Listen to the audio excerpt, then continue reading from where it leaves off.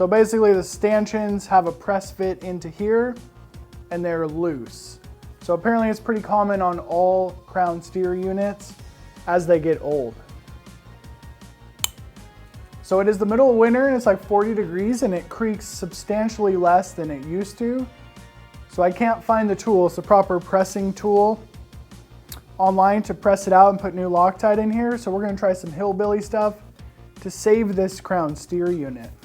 So first myth I read on the internet is we can simply put Loctite on the stanchions near the crown right here and that will silence the creak. So I tried this with the red Loctite and it doesn't work. So I'm using a tiny little pick right here to dig out all the red Loctite and cleaning it with alcohol for the next hillbilly step. I'm going to use this precise needle injector thing. Basically, this was a tool to inject grease inside of a window switch. It was a Toyota recall from like 10 years ago. And I'm going to put green Loctite in this time. And I'm going to get super dangerous, so don't try this at home.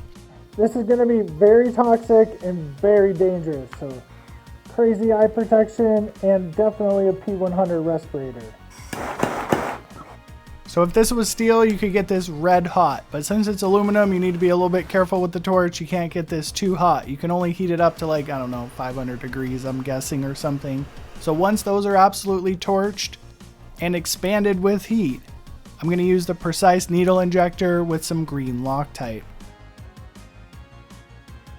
Just for good creaky measure, I put it into the steer tube as well, and you can see the Loctite's actually bubbling out of the steer tube. But I'm not sure if it basically injected into the stanchions because those are kind of an interference fit, meaning they're super tight.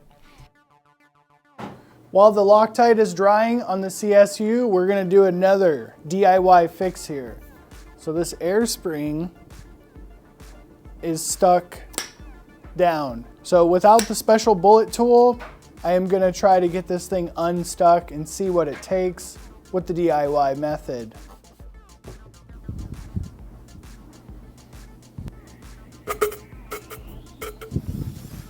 So there you go. I've had this happen on quite a few Fox forks. So basically you just need to pull the air spring into the dimple to re-equalize it. Let's just get this thing taken apart and clean the grease out of it. Okay, so we gotta torch that, but we gotta save all these O-rings. It is a super good idea to replace all the O-rings anytime you're doing a service, but if you're working on your own stuff and you want to take the chance, you can reuse it. So we need to torch that end of the air spring, so you need to take the O-ring off if you want to save it. You can do this without the torch, but it's not good. And you need to re-Loctite the hell out of this when it goes back on. This is a prime example of working on suspension is dangerous, as I almost burned my hand. So all these redneck tricks I'm showing you are extremely dangerous. So why doesn't Fox just sell these air springs? I do not know. Here's our next redneck hack. So these are Fox Float X2 reservoir shaft clamps, and I need to take apart a Fox 38. So shaft clamping is not an exact science. As long as the shaft clamps are pretty close and go around the thing you need to unloosen, they do work. But once again, you may damage things by not using the proper tools.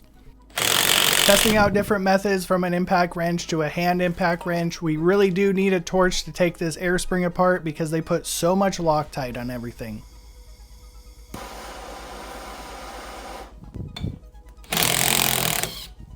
I've never had a brand new fork have an issue, but this one does have a full season on it, and all the grease from the factory basically clogs the negative chamber ports and the fork will not equalize and it will suck down into its travel. So it's a good idea to take it apart if it is stuck down in the travel. Just 3 dimples inside of the tube and there was a tremendous amount of oily grease. So inside of the directions, it does say to put gold oil on top of the air spring. I'm assuming that's to quiet it down inside of here because I recently learned that Suntour puts gear oil on their air spring so it doesn't make noise. So if you watch my Suntour video, basically the gear oil had dried out in that fork and that's why it was so noisy. It's always a good idea to use the factory instructions and tools, but there's usually a bypass for this. So this is the seal head for the air spring and it calls for a bullet tool. But if you use a ton of grease on the O-rings in the seal head and just slowly pass it through, all the grease will isolate the air spring from the O-rings and nothing will tear.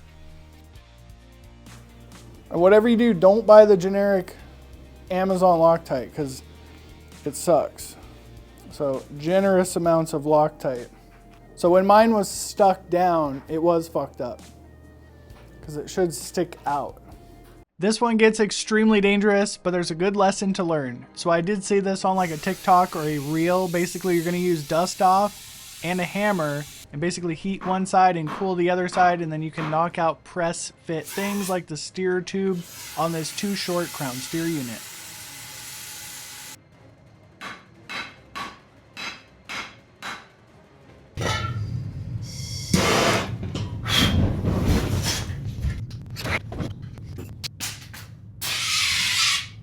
Absolutely terrifying. It actually burned the coating off of my glasses.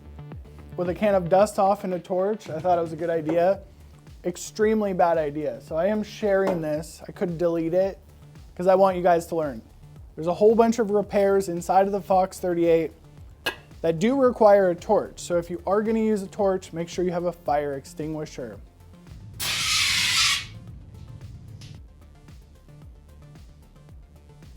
The steer unit needs to be pushed out with a press. So I have a wheel bearing press that basically pushes out wheel bearings on a car, and unfortunately car stuff is a little bit too big, so this one is fail for the DIY. But that brings us back to the creaking crown steer unit. 24 hours after I applied the Loctite and torched the crown steer unit, I took a look at it and squeezed it, and it had a horrible creak. So basically the Loctite doesn't set up inside of here. So this is attempt number 3 on the crown steer unit that creaks. So this is your only option.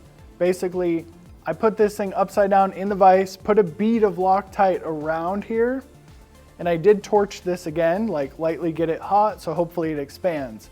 So the issue is, the Loctite will not set up. It's also winter and like 40 degrees. So I basically put it over the heater vent, blowing 70-degree air on it for 3 days, and it did cure the Loctite. So it is the moment of truth. Does it still creak? So it still does creak, but not nearly as bad. I used to put barely any pressure on it and it would creak 3 times across. So it does creak more so when I pull the fork out. Pulling it out, but I'm not sure what force basically the stanchions are under when you're riding the bike. So this might be an utter waste of your time because let me show you the other crown steer unit that basically caught on fire. And I'm grabbing it in the bottom as hard as I can. So this is a really good inspection when you're doing a service on your fork. If it creaks, you basically need to throw it away. Because I was recently talking to a shop about replacing these. I called a lot of different suspension shops. And they stopped completing this service because when they pressed the stanchions out, people crashed because the stanchion pushed out. It's basically a manufacturing defect in this piece right here. So if your fork's creaking, it's actually dangerous. But I know everyone's not made out of money, so I'm gonna fully assemble this and go ride it and see if it creaks to see if it's worth wasting your time like me.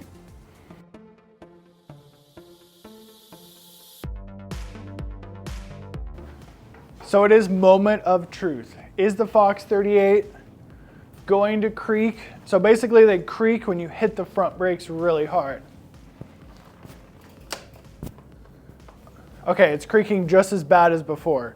So it is an utter waste of time trying to fix a creaky steer unit because one, if you do it the right way and push the stanchions out, it is proven dangerous. The DIY method is very time consuming and arguably dangerous if you use the torch, and the DIY method obviously doesn't work. So that one is definitely a fail. So if you do zoom in here, if you ever want to know what the best repair for stanchion damage is, it's just automotive touch-up paint, and it does a really excellent job. This thing had a whole bunch of damage right here. Now, I'm not particularly good at rebuilding stuff. I used to be a car dealership mechanic, and you just like replace stuff. Absolutely never rebuild. So it's a little bit foreign for me to be like taking shocks apart. So check out this hack to get things right. So I was filming this and I was like, I'm pretty sure there was one steel washer in front of the piston, but I wasn't completely sure. So you don't need a big fancy camera. You could be doing this on your phone. But as I took it apart, I can see the precise order that I took everything apart. And then we have this twister, the high-speed compression hat, and I wasn't completely sure where it goes, so let's go look at the video. So I can actually see the orientation. I've had this happen on quite a few forks. The brake line holder on the arch is basically stripped out. So there is a very sharp learning curve when repairing bicycles because everything is extremely small. So when you feel resistance, you need to stop in your tracks and figure it out. This is a thread pitch measuring tool. So the thread inside of the lower legs is 3 millimeters by 0.4, 0.5 pitch. So once you identify what the bolt is, you need to get a tap and die set. And there's such a small amount of tension, I basically wound this thing in by hand and repaired the threads. If you want to learn suspension techniques and not break stuff and learn from my lessons, click this playlist on your screen because it's a constant state of DIY and breaking stuff.